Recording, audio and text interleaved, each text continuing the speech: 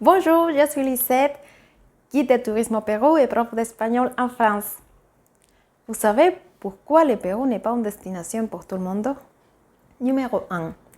Les distances sont longues. Le Pérou est le troisième pays. Après, il y a d'abord le Brésil, après l'Argentine et troisième le Pérou. La surface est grande.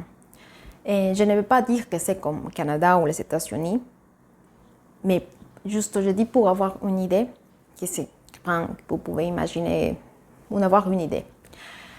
Et des distances, par exemple, de Lima, de la capitale, jusqu'à la ville d'Arequipa, la deuxième ville du Pérou, il y a 1000 km, que ça on le fait en bus, c'est 16 heures de voyage à peu près, et en avion c'est 1 heure.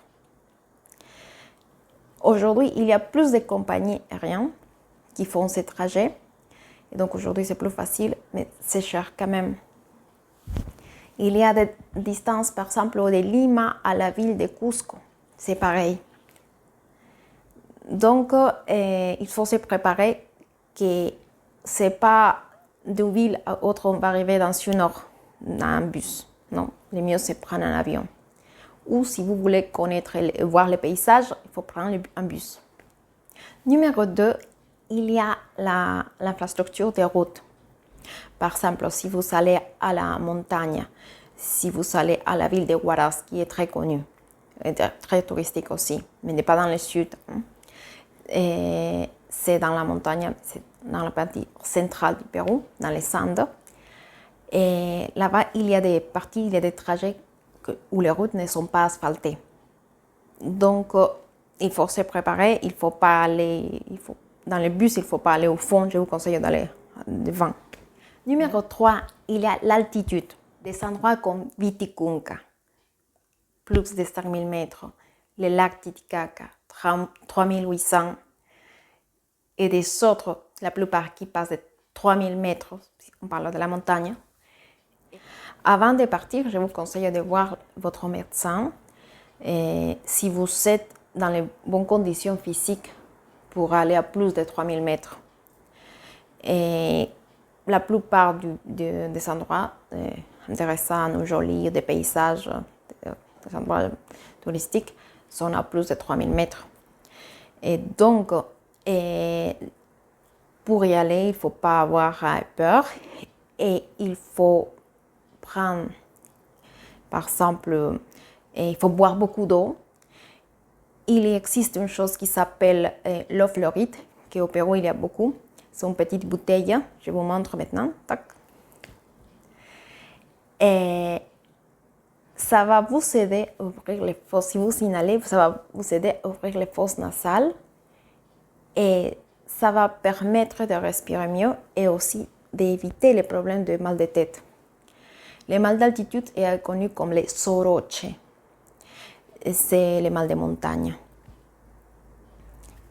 Ou sinon, quand vous serez là-bas, avant de monter, vous trouverez partout, à la ville d'Arequipa surtout, et pas à Lima, vous trouverez des sachets où il y a des feuilles de coca. Là, vous pouvez mâcher, pas manger, il faut mâcher. Et bien sûr, après, il faut cracher. Non? Et ça va vous aider aussi à éviter ces problèmes d'altitude. Et je sais que les saveurs n'est pas très agréable, mais c'est juste un petit peu et essayez 2 fois. Mais pas trop, il ne faut pas abuser. 2 fois, ça vous aidera. Alors, je ne suis pas un médecin, mais c'est juste des conseils et c'est selon mon expérience. Il y a aussi, dans les transports touristiques, il y a toujours une trousse de pharmacie. Et les chauffeurs connaissent très bien. Il y a là un petit peu, on a toujours un petit peu d'alcool, une petite bouteille d'alcool. Ça, quand vous allez inhaler, ça va vous aider à ouvrir les fosses nasales. C'est à peu près comme l'eau fluoride. La différence, c'est que l'eau fluoride, bon. Le mal d'altitude ou mal de montagne au Pérou est appelé soroche. Ça ne va pas durer tous les séjours. Ça ne va pas durer 5 jours ou 4 jours. ça va durer une journée à peu près. Et vous allez sentir la fatigue, et ça c'est normal. C'est la fatigue, mal de tête et des fois certains ont des vomissements. Mais certains juste un petit peu mal à la tête, c'est léger et il ne faut pas avoir peur. Il y a des gens qui me disent que le Pérou c'est une destination très chère. Effectivement, si on prend une agence de voyage d'ici et on part d'ici de la France, cette agence va prendre des services d'un opérateur de la ville de Lima. Après, l'opérateur prend des autres services des opérateurs des villes. Donc, ça va augmenter les prix. Ou quand les gens disent « Ah non, le Pérou, c'est pas cher du tout », ça dépend.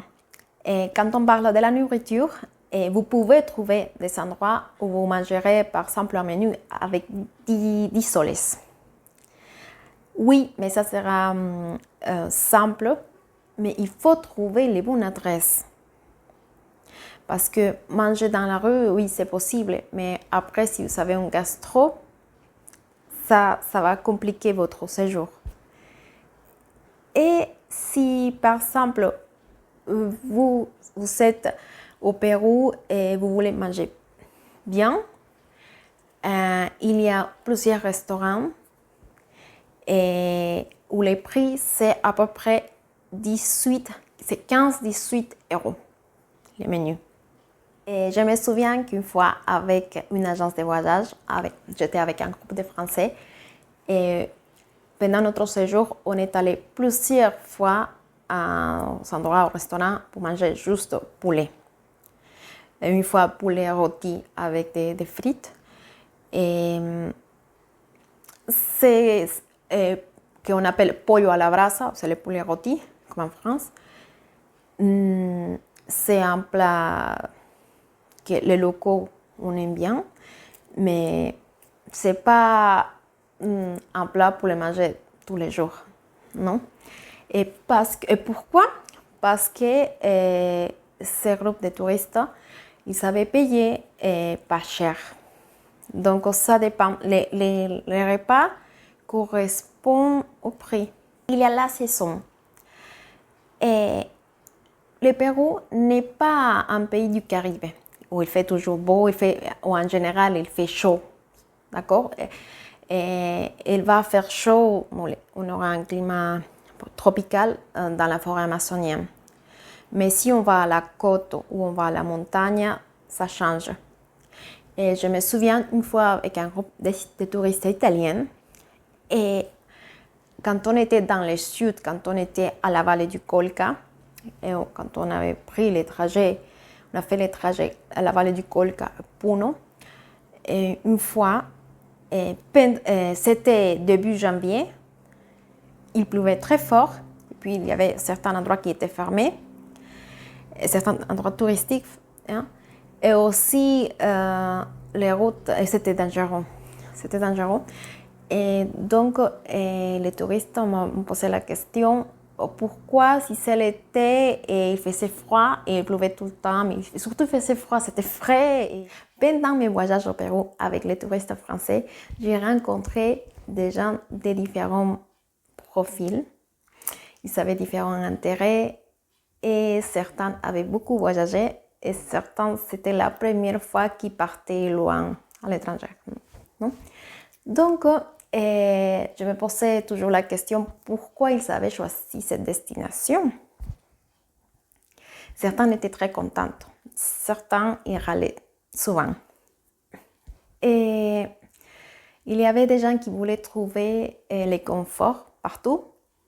Et certains, je me souviens, quand on faisait les visites, et quand on était à Machu Picchu, surtout, je me souviens que quand on était juste à l'entrée, on faisait la queue pour monter avant d'entrer. Et il y avait une dame qui m'avait dit qu'est-ce qu'on va aller voir là-bas. Et elle m'avait dit on va voir encore des pierres. Et je me souviens aussi une dame qui, quand on commençait le séjour, elle ne savait pas qu'on devrait boire de l'eau de la bouteille. On devrait acheter une bouteille d'eau. On ne devrait pas boire de l'eau de robinet. Donc, elle avait dit à chaque fois je dois acheter une bouteille, j'en ai marre. Et il y avait des petites choses que les gens ne savaient pas du tout. Et bien sûr que quand les gens arrivent, on donne toutes les indications, on explique, non?